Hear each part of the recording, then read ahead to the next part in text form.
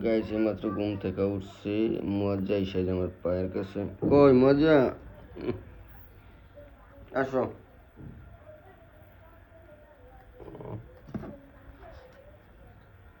আসো, পায়ের কাছে ঘষাঘষি করতেছে।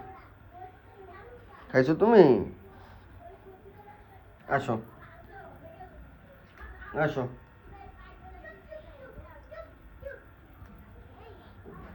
আসো আমরা বাইরে যাই, বসি এখানে।